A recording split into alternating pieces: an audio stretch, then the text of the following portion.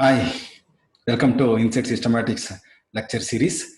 Since few classes we were discussing the general characters of orders and economically important families. Hope you are thorough with this classification. Since last 2 or 3 classes we were discussing the Hemiptera, okay, order level character of Hemiptera and economically important families. Now after considering 3 suborders, okay, out of 4 suborders this Hemiptera consists of. Okay, so under the lecture 10, we started discussion on the Hemiptera, suborder Echinoptera as lecture 10A, and suborder Echinorinca as lecture 10B. In this lecture, okay, lecture 10C, I'll be concentrating on the suborder Sternorinca. So that means under lecture 10 Hemiptera, I'm reaching to the third suborder Sternorinca. Okay, so how do you differentiate these 3 suborders? Echinoptera, which commonly includes plant bugs, bed bugs, Echinorinca, which includes cicadas and hoppers. So in fact, we completed the discussion on these 2 suborders. So now targeting Sternorinca, which commonly includes ciliates, whiteflies, aphids, scales, and other insects. Okay, so the important distinguishing characters includes labium or beak arise from the front of the head. Okay, Echinorinca, the labium originates from the posterior part of the head, from the back of the head. You can see here. That is the difference. The Sternorinca, almost the rostrum or beak arise from the posterior part of the head. That means almost it appears to arise between the four coccyx. That means from the prothorax. Okay, we know that head do not arise. Okay, the mouth parts do not arise from the prothoracic region. It is a part of head, but that much close they are.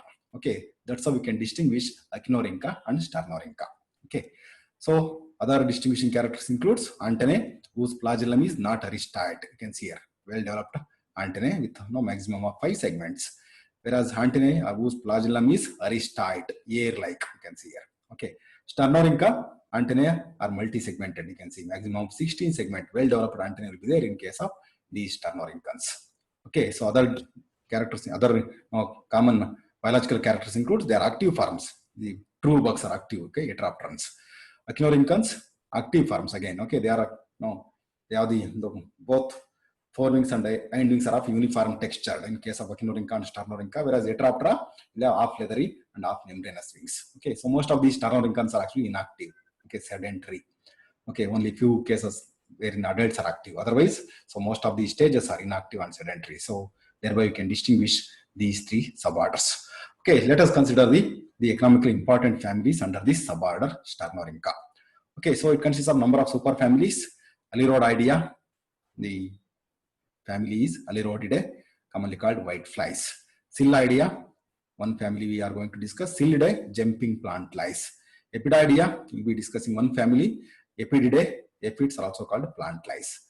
So under the superfamily Coccoidea, we'll be taking few families like Coccidae, scale insects or soft scales, Pseudococcidae, mealybugs, Monoplebidae, giant coccids, Margarodidae, ground pearls, Glassiferidae or Caridae, synonymous, okay, lac insects, Arthrogidae, ensign scales. Okay, so we left out some of the families which are not economically important under this suborder. So we'll start one by one.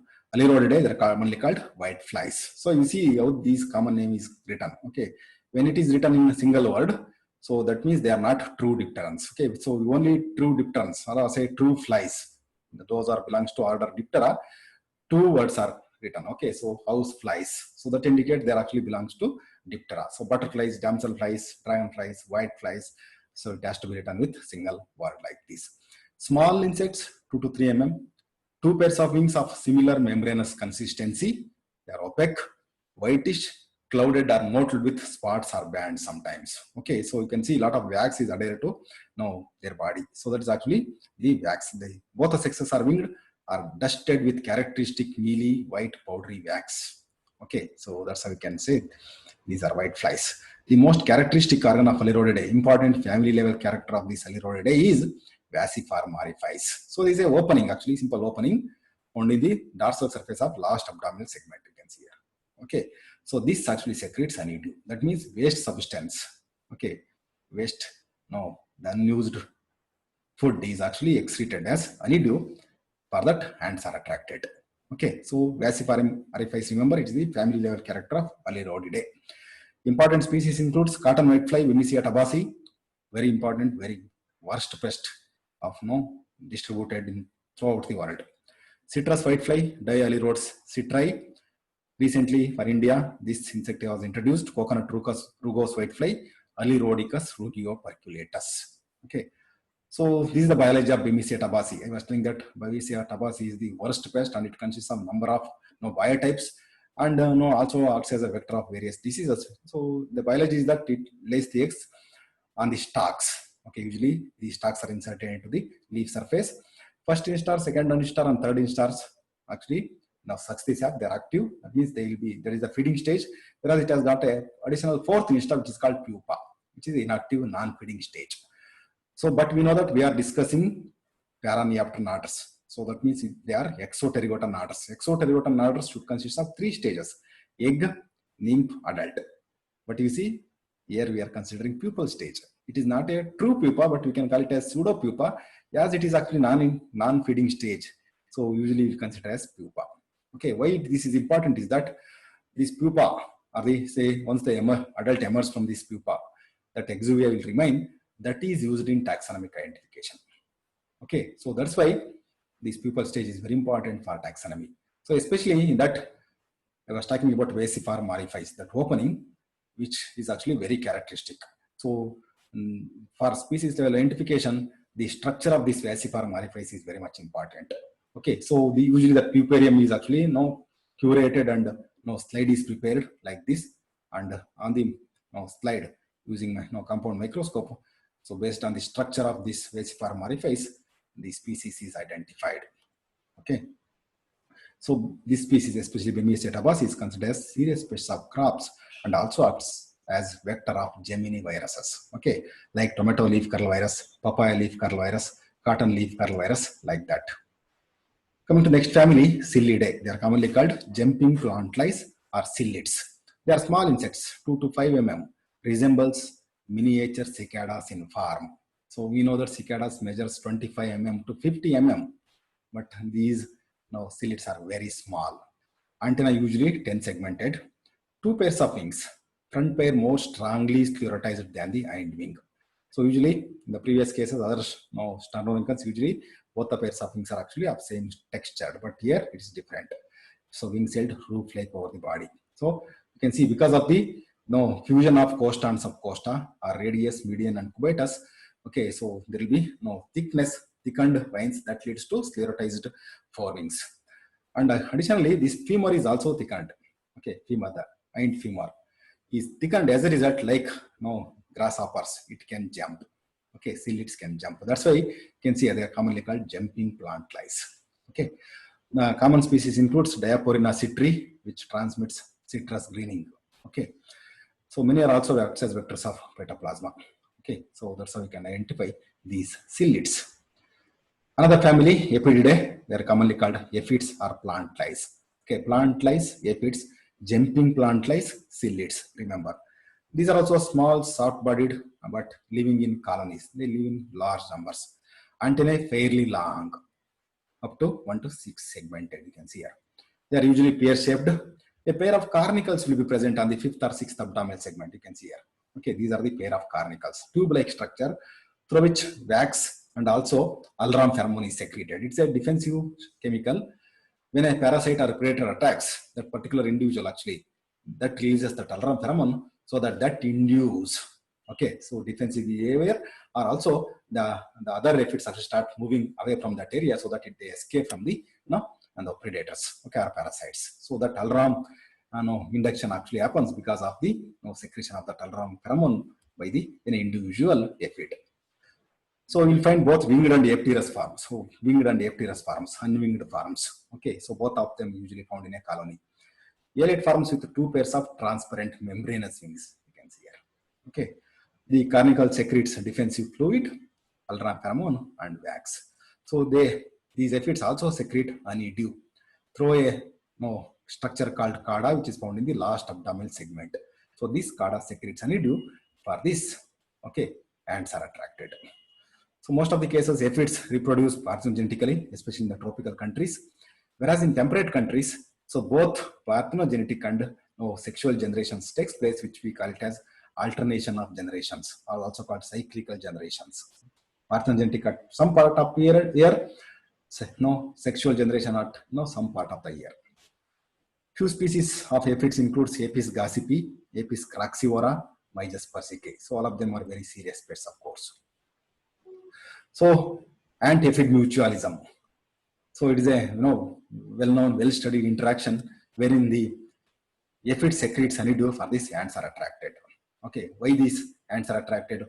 No, why it actually feeds on honeydew is actually a very important question which you need to study. Okay, not only aphids, in fact, all these Turnorhynchus and few Echinorhynchus also able to produce the honeydew, for this ants are attracted. So on any plant, if ants are moving fairly, you can make a judgment that there must be something like any Turnorhynchus insect must be feeding on that host plant. Okay, then you can search for that insect on that particular plant. So coming to next family, Coccidae, they are called scale insects or soft scales. Here females are wingless, legless and sessile, whereas males are winged. Okay, in most of the cases, Coccidia, okay, so scales and mealybugs, wherein we find the females wingless, males winged condition. So this is a general condition you should remember. Okay, so anal opening covered by two triangular plate. You can see here, this is a very characteristic feature of scale insects, Coccidae. These are the two triangular plates. And in the anal region, you will find a cleft, a small cleavage is found. Thereby, you can identify that this belongs to family Coccidae. Of course, there are a number of additional characters which only expertised taxonomists can judge and identify. So most of these insects feeds on trees, shrubs, and herbaceous plants. First instar nymphs are called crawlers. They are active actually, identify suitable position in the plants, and then they start sucking the juice and are active. Whereas the second instars actually, they remain in a particular place. So important species includes Cacus viridis, Cessacea, coffee, Paracessacea nigra. Okay, so number of herbaceous plants are written. Next family, Pseudococcidae, the mealybugs. I think many of you are already exposed. Probably if there is in a backyard, if there is a hibiscus plant, definitely we have encountered this type of mealybugs on that particular host plant. So waxy secretions covers the body usually. Okay, elongate oval insects with well-developed legs. So one important character is cerari. Okay, what is the cerari? Is actually congregation of trinacular pores that secretes wax. Here you can say I'm showing this character. You find a pores and that secretes the wax. Okay, so these are the one series of them that are usually found in the margin of the body. So usually these mealybugs lays the eggs in ovisacs, and then the hatched there are crawlers to moves. Important species includes Planococcus citri on citrus, guava, croton, etc. Pericia virgata on vegetables, cocoa. Okay, so number of them are very serious pests of crops, of course. Monoplevidae, they are commonly called ground pearls. So females with distinct body segments, often covered with waxy secretion. Legs and antennae are well developed here in this case. Ocelli present. It is actually a comparative character with another family. We'll come to that. So important character of this Monoplevidae is cicatrices. Cicatrices are actually again large pore-like structure, and they are again helpful in the egg secretion. So here I'm introducing a one term called cyst.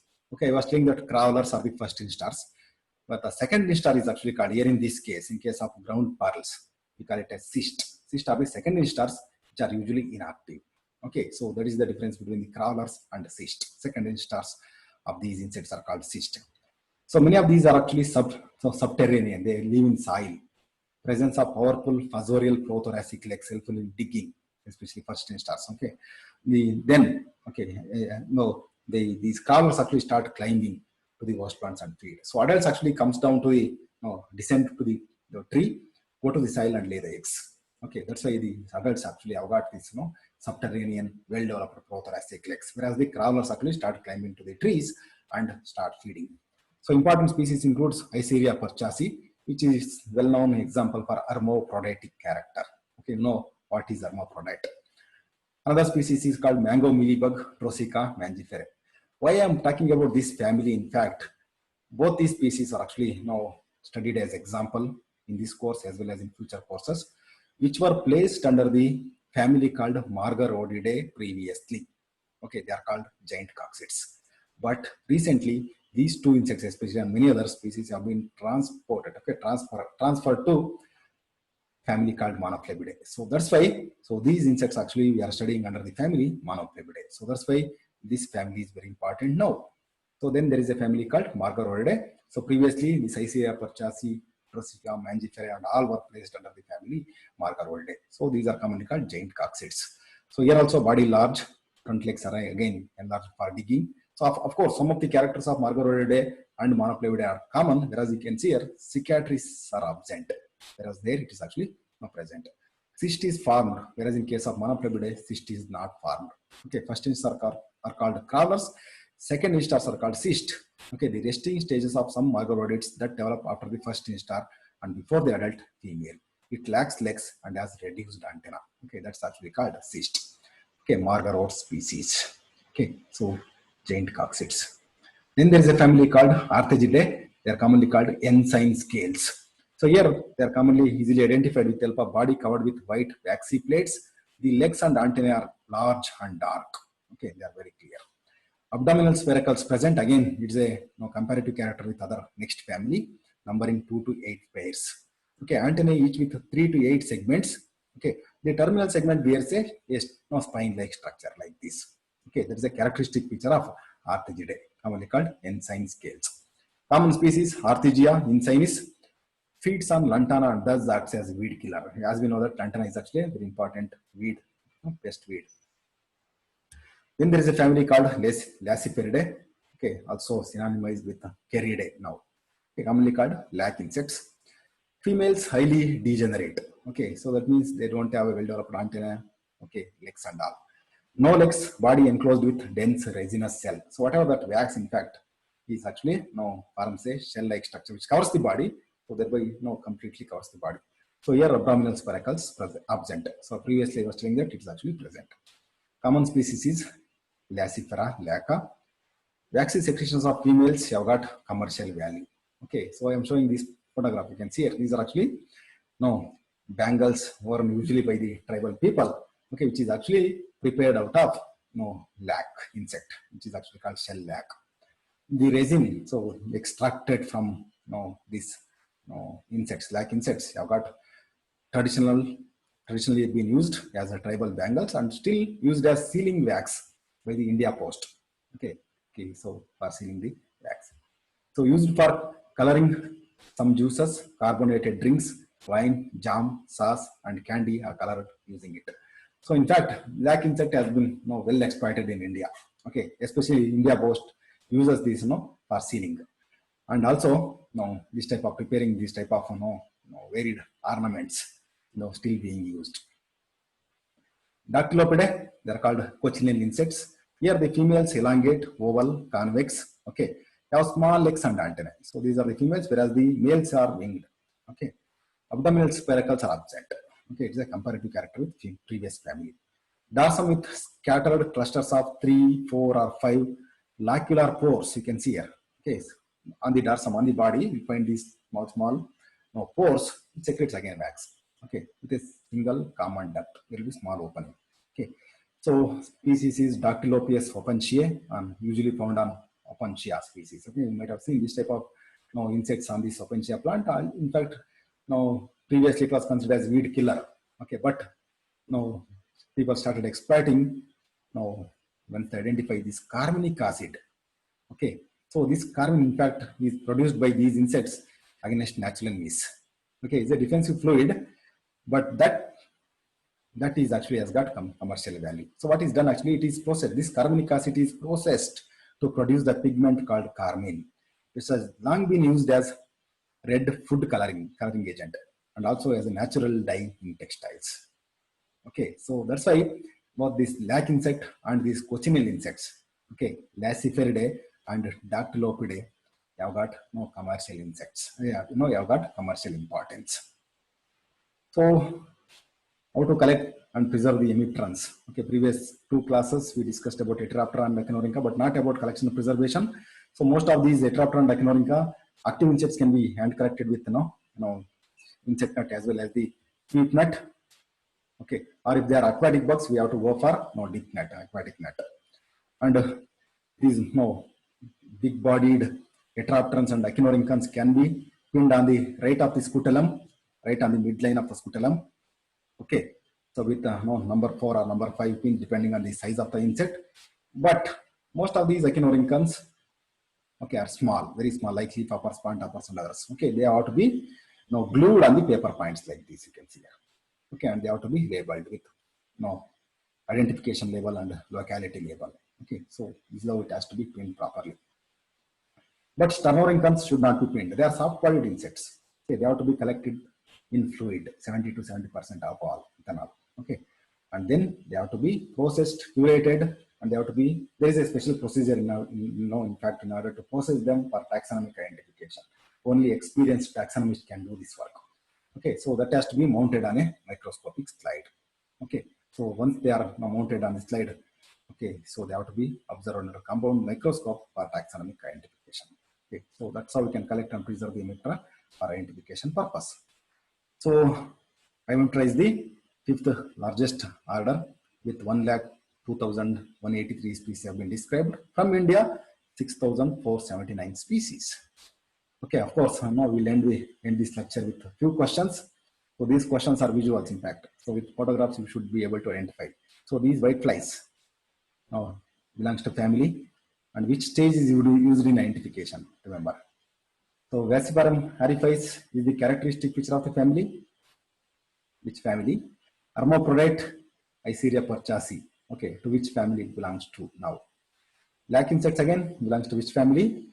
So on these, no, aphids secrete honeydew, you know that. Okay, what actually this honeydew consists of?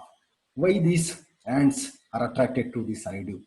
How these aphids are benefited by providing the honeydew to these ants? Whether they get any benefit? Okay. Through this Kada they secrete honeydew. Through this Carnicle they secrete Alaram pheromone. Okay, so remember this point. So if you don't understand, go through these slides once again, you'll be able to better understand. Okay.